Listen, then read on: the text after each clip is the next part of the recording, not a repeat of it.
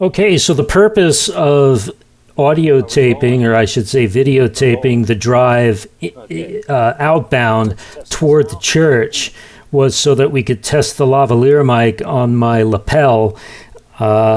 Here we are basically testing for two things. One, does it pick up my voice sufficiently? And two, does it flush out the background noise, especially when the car window is open, but also any engine noise while the car windows are closed, either from my car or from any other cars for that matter. So we'll listen for that right now.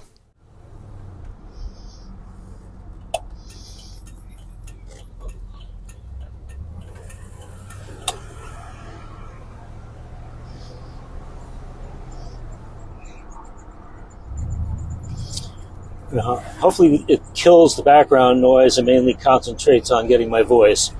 That's the whole idea of a lav mic. Lavalier. Well, I don't know. Like I say, it remains to be seen.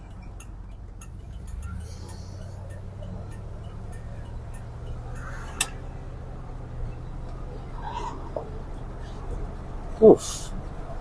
You gotta really push into it to get it to go. Wonder if the wind's affecting it.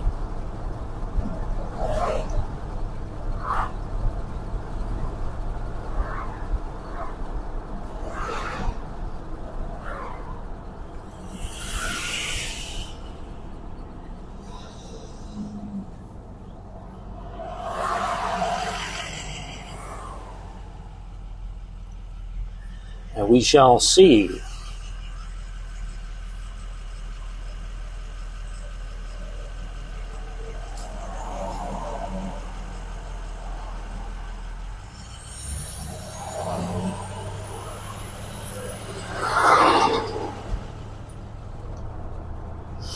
F Street can be extremely busy, but its busyness is very unpredictable.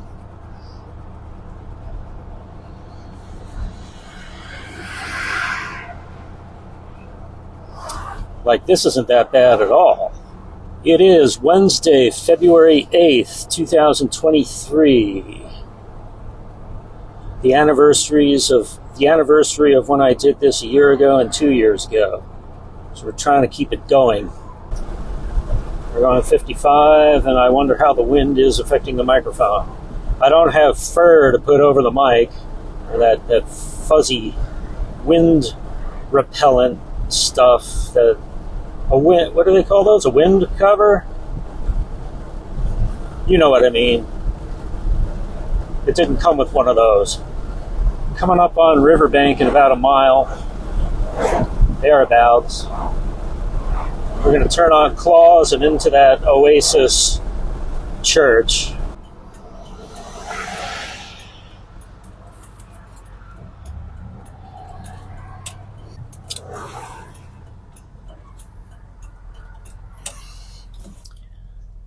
Okay, there we go.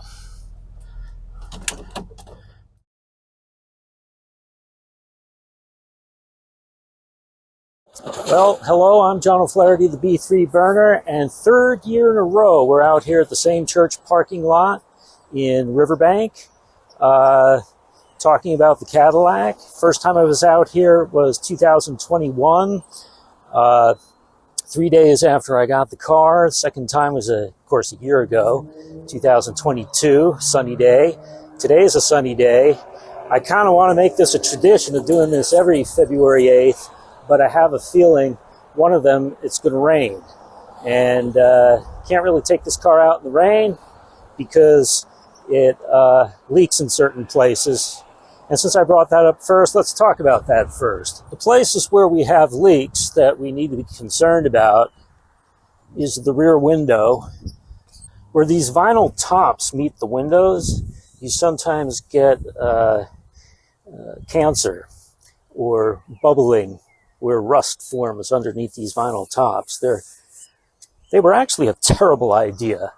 Very popular in the 70s, but nobody knew how bad it was going to be until years went by and the tops rotted and water got in underneath and they started rusting from the inside. Now, the leaking is more on the passenger side than it is on the driver's side. So, here, let's come this way. And where I really have to be careful of it is the top leaks over here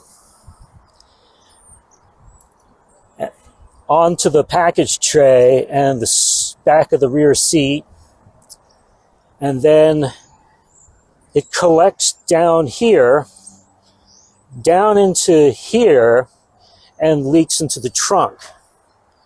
Let's unhook this for a second and do our walk around. I didn't bring a to-do list of what I wanted to talk about, so this might be a little less organized, but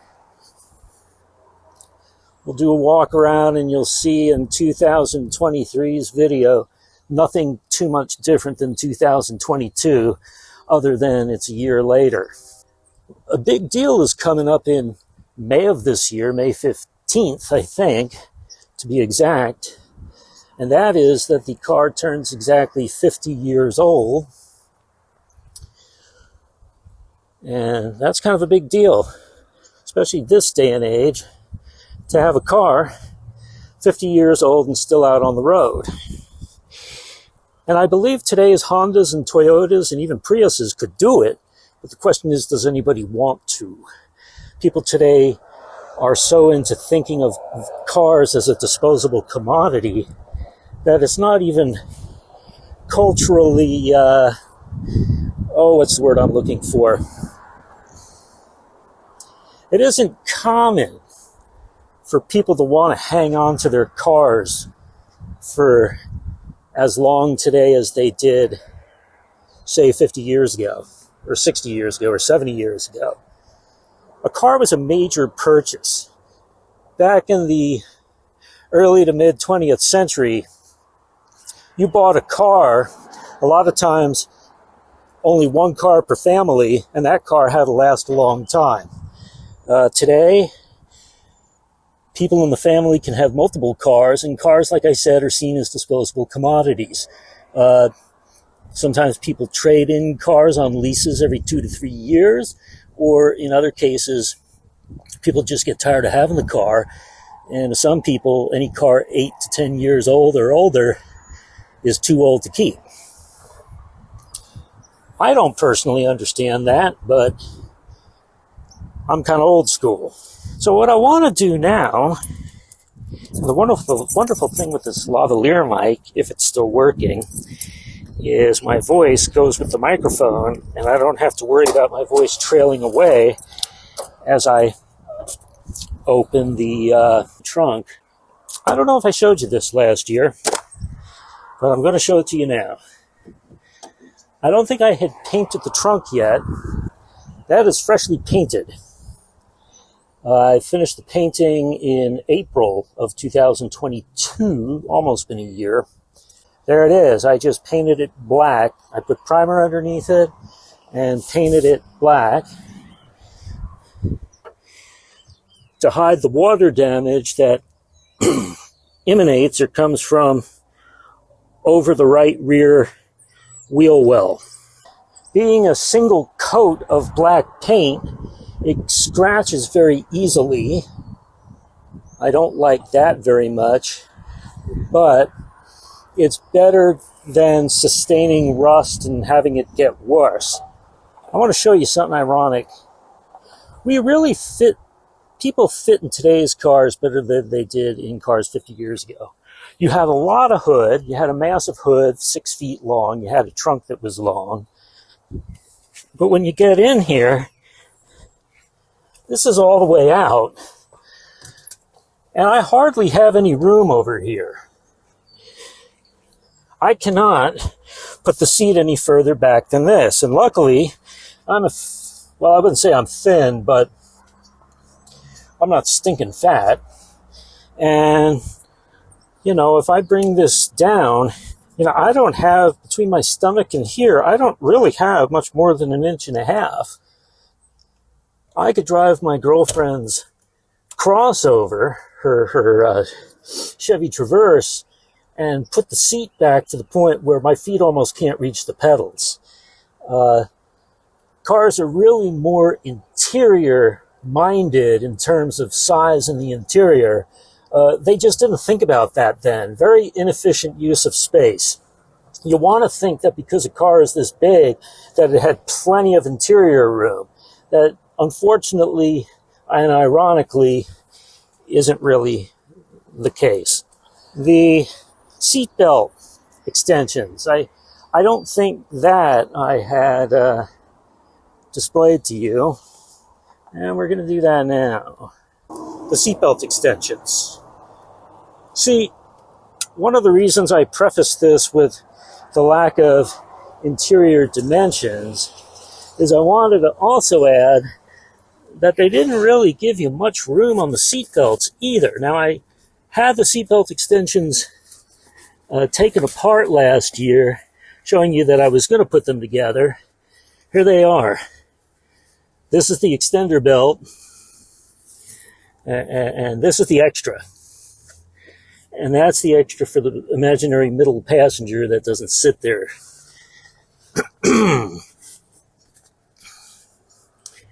And that extension, I don't think the seatbelt was this short. It was a little longer, like maybe to here.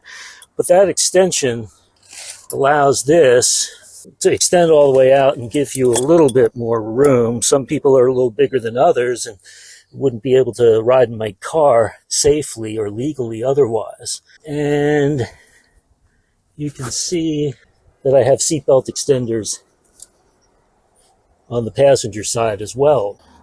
Regarding wheel height, we already talked about this last year. The wheels height, we raised the height of the car between 2021 and 2022. 2 years later, and I still haven't gotten an invoice from the mechanic about the work. All right, here's the thing. I don't like owing people money because it messes up my ledger and makes me think I got more money to work with than I really do. I knew I owed the guy he did the work, started the work in March, a month after I got the car, of 2021, and did it on and off through August 2021. We went all through 2022 last year without an invoice together on his part. He was busy. He was trying to itemize the parts. He couldn't find them. He just basically didn't have a chance to tell me what I owed him. I figured it was over $1,000, but under $2,000 probably. I said, look, let me just write you a check for $1,500.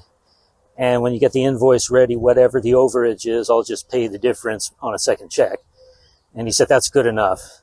And that way I at least feel like I've paid something off.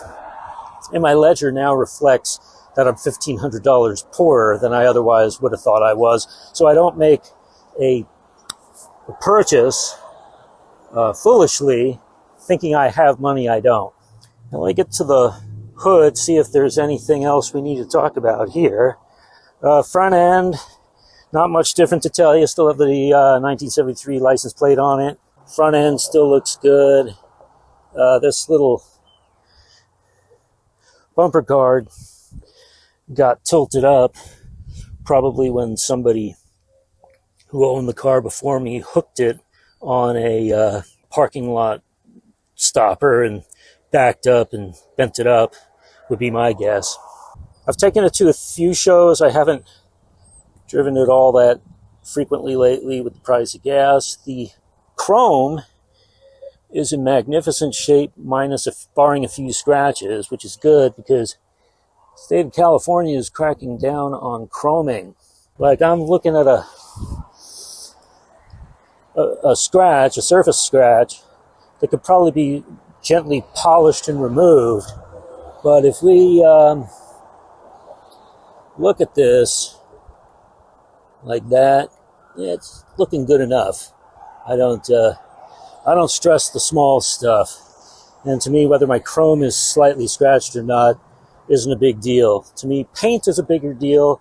And with white paint, things are a little bit easier to hide.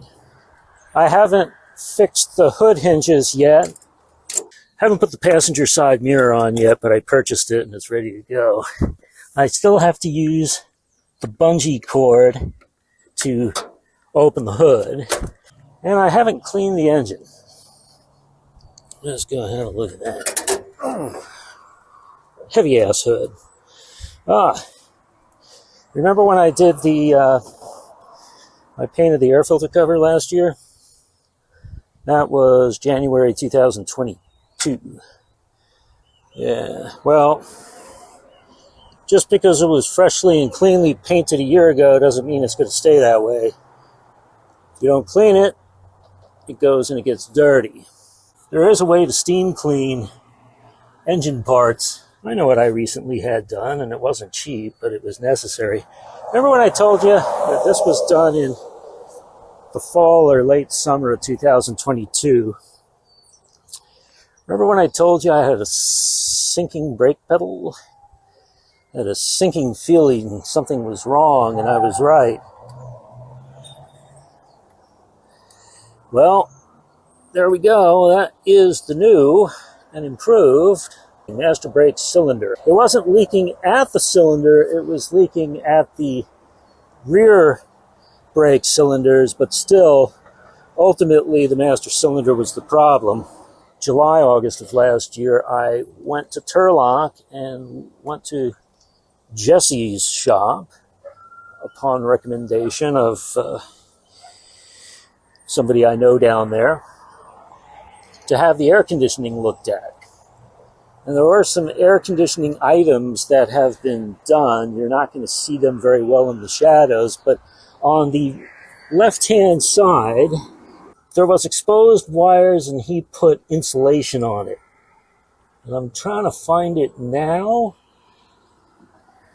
and I'll be damned if I can't find it. He put insulation on the electrical wire that had been exposed. See if you can see it better from the other side. Well, you're going to see all the other stuff he did anyway. I don't know where the exposed wire was. I'm trying to find it and I can't see it. He put new low pressure and high pressure connectors. You see this? This one's red for high pressure. This one's blue for low pressure. And replaced the compressor for the air conditioning. And put in some new stuff over here. New valve. Put in Freon in it. It worked for a couple of days. It worked for the day before I went on vacation. I went on vacation for a week and a half, came back, worked one more afternoon, and then kaput, the air conditioning went out. So what does that tell me? Well, Jesse discovered it was a burned fuse. So it's not a compressor problem. It's not a Freon problem. It's an electrical problem. That's whatever it is that's causing the fuses to go. There was exposed wires and he put insulation on it. And I'm trying to find it now. And I'll be damned if I can't find it. Let me come back over to this side and see if I can find. I'm looking for braided. There it is. Look over here. Let's see if we can see it. Those are in a sheath. They're in a protective sheath. They were 3 wires by themselves, and Jesse put them in a protective sheath. He did it on the driver's side because he said that was the side that was the most glaring in terms of problems. And on the passenger side, if you look carefully, you can see these wires, these 3 bare wires. Well, they're not bare, they have insulation, but they're not braided in a protective sheath. And that's what he wants to do. And there's the low pressure in blue, the high pressure valve in red. There's a new electrical component, and this needs replacing. I forget what this item is called. This thing that I've got my finger on right now. but it's going to need replacing. He said, look, you've already spent on it. He says, I have a feeling the fix isn't that much more. And I said, well, how much is not much more? And he said, well, you know, I really can't tell you that. So consequently, I said, let me wait until I get more money for the year 2023, and I'll consider that expenditure to finish where we started off with the air conditioner. Like I said, still haven't put a side view mirror on here. One mechanic will probably gladly do it for me, but he's probably not gonna give away the farm. Another one said, well, go on some forums and ask people where you drill the holes. Well, I don't know. I don't know how to drill holes in a sheet metal, and I don't want to screw up and make a mistake. So I'd rather somebody who knows what they're doing do it. But the point is, I purchased the rear side view mirror, and it's otherwise ready to go. I'm just like totally winging it now and looking for things I haven't talked about yet. The tires, the hubcaps are in excellent shape. The wheel skirts are in good shape. You know, a lot of times that stuff is all banged up, or the hubcaps are missing. Everything came with it. Everything's in good order. Very impressed with that. I mean, there were things that didn't work in the car. The radio still doesn't work. I tried to get a quote on the radio, and they told me that, well, they didn't tell me much, and I decided in the absence of paying a lot of money for a radio that I would just get one of those Bluetooth commuter speakers and use that. But there's no evidence in these hubcaps of scraping curbs where you get the scratches. The tires could stand to be cleaner, but they're otherwise in really good shape. Oh, I know what I want to show you. The pain in the assery of closing the hood, because the hood hinges need to be replaced. I painted and got the hood hinges ready to go way back in March of 2021.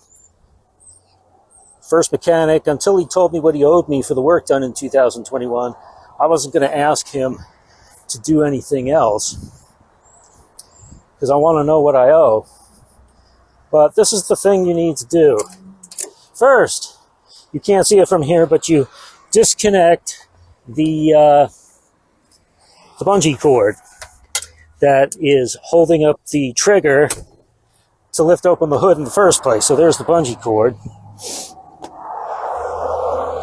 And then, this is what we do. We close this gently, we don't slam it, per Mitch's instruction, so we don't. There's little paint chips here where people have been slamming on the hood when it's off balance, off kilter. And you click, you push until you hear 2 clicks. Then, if I close the door, you will notice, here, let's get over here. You'll notice that the separation between the hood and the fender is way cattywampus, and that gives you an idea just how much the fender is off, how much the hood springs are off. And that's not good.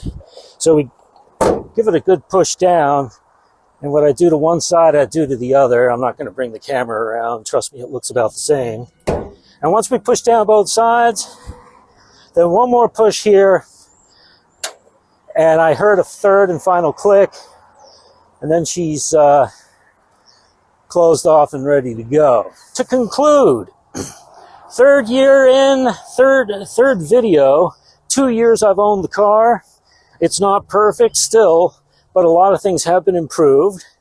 It's a labor of love, and so long as you do it piecemeal and spend accordingly, cautiously, and spend what you can when you can, We'll eventually get things done, and I look forward to another year, and maybe February 8th, 2024 will come out here again. I'm John O'Flaherty, the B3 Burner, and that's it for today.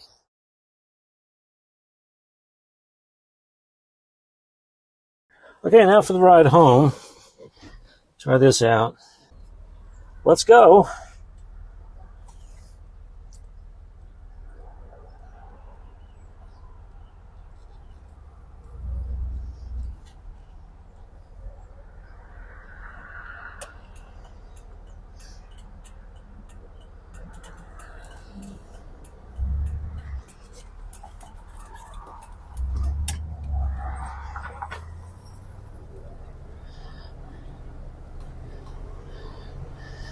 Oh, that's what I did. I didn't tell you. I fixed the transmission, or there was a transmission problem, so they put in like a stronger transmission guard or something.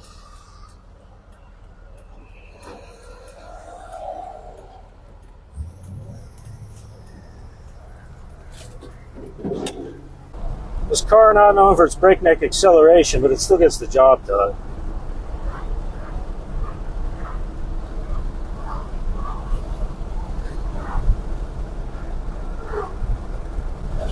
Let me roll this up, just in case it's an issue.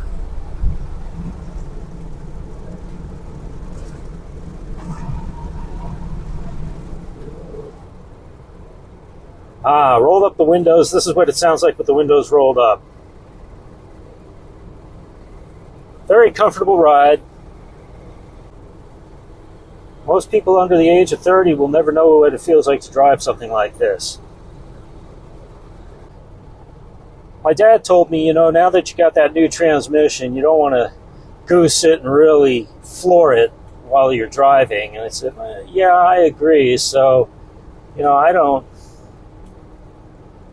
I don't accelerate this car hard. She's 50 years old, original tranny. No sense in pushing my luck. Oh, somebody rear-ended somebody? Oh, that's just great.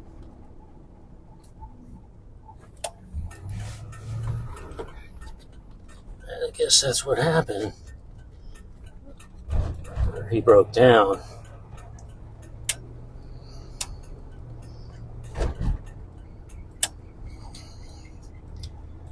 That's not a good place to be.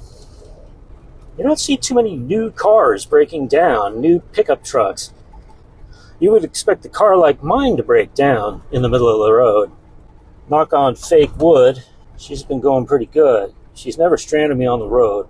Closest I've come to being stranded on the road is a dead battery, but that was a dead battery in my driveway. So I had another car to jump it with, lucky me. Back on F Street. The busiest street in Oakdale. Here we go. This is the backup that I know and love.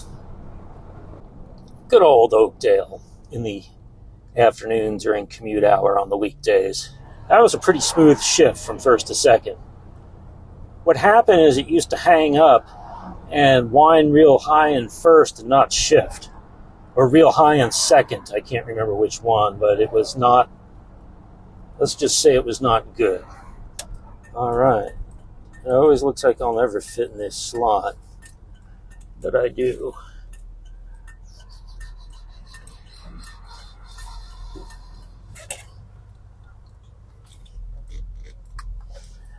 Ta-da! And we're done. So I'm John O'Flaherty, the B3 Burner, bidding you adieu. That's it.